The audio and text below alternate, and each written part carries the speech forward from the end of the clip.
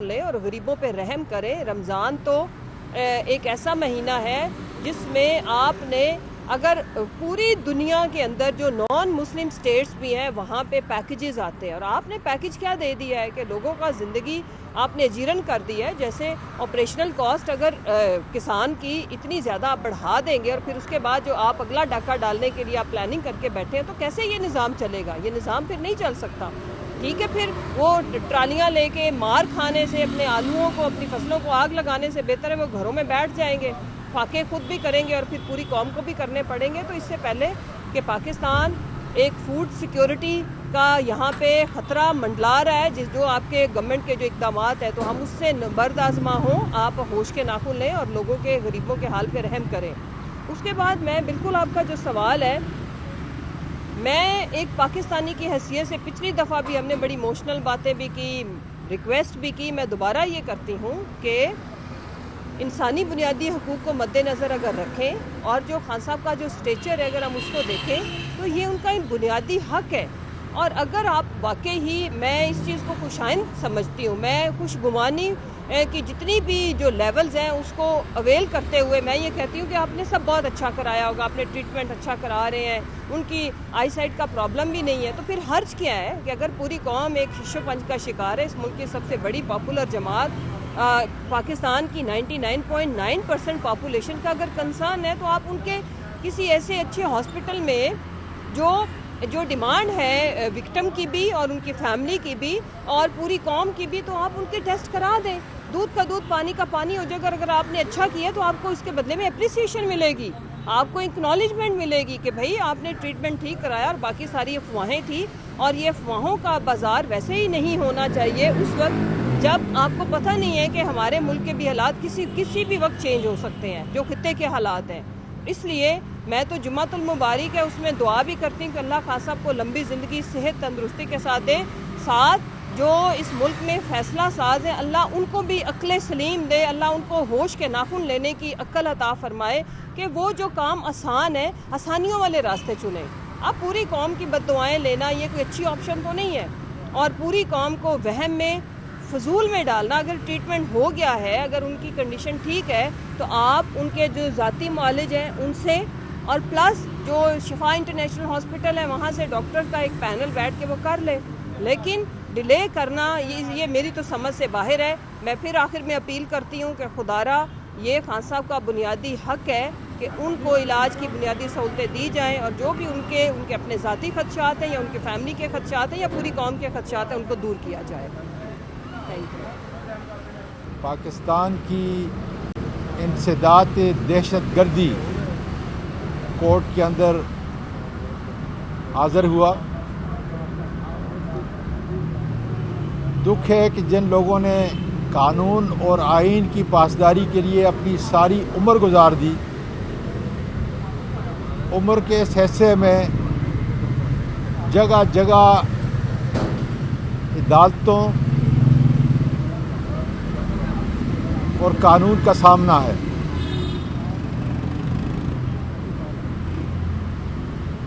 آج جو میں بات کرنے جا رہا ہوں اس سے ملک پاکستان کے بچے کا تعلق ہے کہ ملک ایک انتہائی خطرناک حالات سے گزر رہا ہے، اور چونکہ سارا عدالتی نظام ہائی جیک ہو چکا ہے، پارلیمنٹ ختم ہے، ہر ادارہ تباہ ہو چکا ہے، ایسے میں فیصلہ سازوں کے درمیان میں اور عوام کے درمیان میں خلیج بڑھتی جا رہی ہے، تو میں نے سمجھا کہ میں اپنا معافی الضمیر اس قوم کے نوجوانوں کو، بیٹیوں کو، بھائیوں کو کم از کم یہ بتا سکوں، اور خاص کر فیصلہ سازوں کے لیے یہ پیغام دے سکوں کہ ضرورت ہے کہ اس وقت نفرت کی فضا کو کم کر کے، ختم کر کے پاکستان کے ہر دل عزیز لیڈر عمران خان کو آن بورڈ کیا جائے،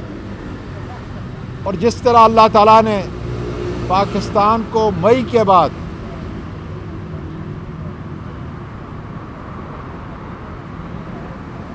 اجتماعی طور پر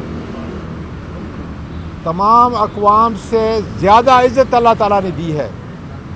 اس عزت کا تقاضا یہ ہے کہ طاقتور طبقے عوام کی اس دوری کو سمجھیں، اس خلیج کو سمجھیں، اور کوشش کریں کہ کوئی ایسا راستہ بنے ہوش اور عقل کا جس میں ہم اس نفرت کی فضا کو ختم کر سکیں۔ اس کا راستہ میں بتا دیتا ہوں۔ اس وقت ضرورت اس بات کی ہے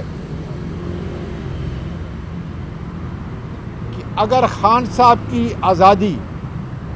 خان صاحب کی رہائی اس وقت ممکن نہیں تو کم از کم ان کی اہلیہ کو قانون کے تقاضے پورے کرتے ہوئے آزاد کیا جائے۔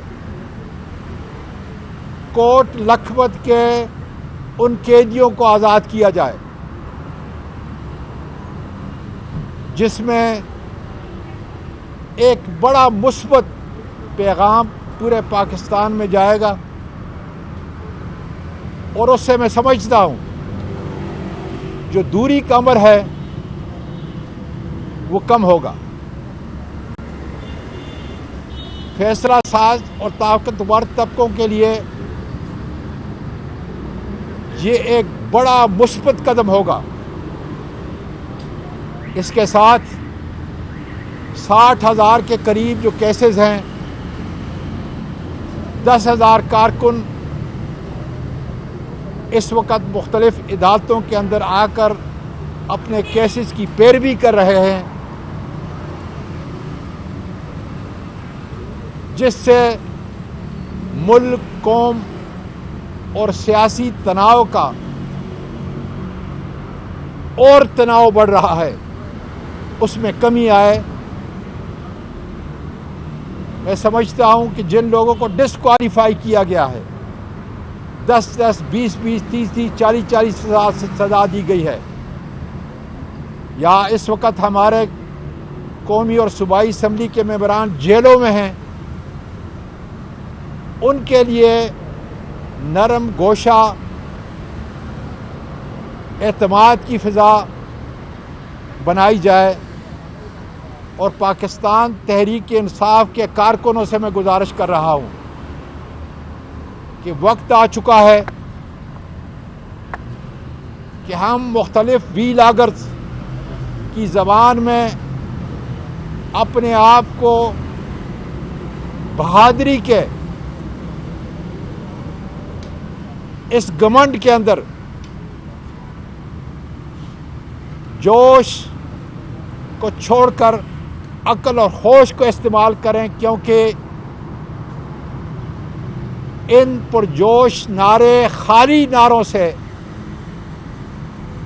عمران خان کی آزادی کو، عمران خان کی رہائی کو، اور خاص کر اس وقت جو ان کی صحت سے متعلق انتہائی قوم کو تشویش ہے، اس کو نقصان پہنچا ہے۔ یہ وہ شخص کہہ رہا ہے کہ عمر کے اس حصے میں چٹان کی طرح کھڑا ہے آزادی کے لیے، بنیادی حقوق کے لیے۔ اس لیے خدا را جوش کی بجائے، وی لاگرز کی پیروی کرنے کی بجائے، ہمیں ہوش کے ناخن لینا چاہیے۔ عمران خان بہت بڑا لیڈر ہے اور انشاءاللہ تعالی رہے گا۔ آج